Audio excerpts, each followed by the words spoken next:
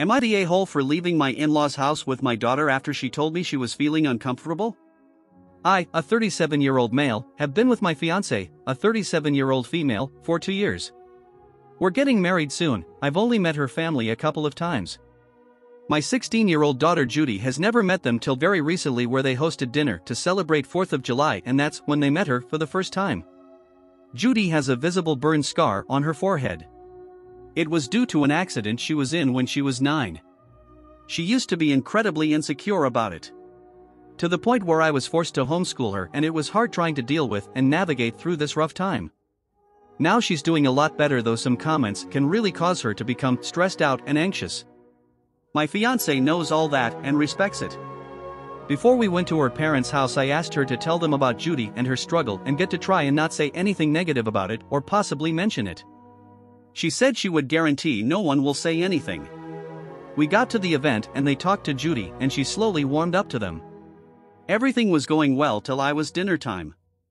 My FMIL looked at Judy while she was eating and pointed at her scar, basically asking questions about it, which made Judy lose her appetite and start to get uncomfortable. I kept sending my fiancé and her mom signs to knock it off, but to no avail.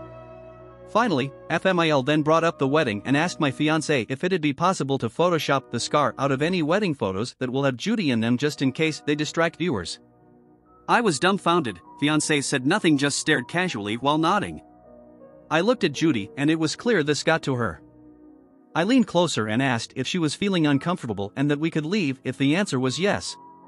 She took her time, then nodded and said, "Yes, I'm feeling uncomfortable right now." I got up and told her to get ready cause we were leaving. My fiancé, her mom and the family started insisting we finish dinner and stay, but I refused.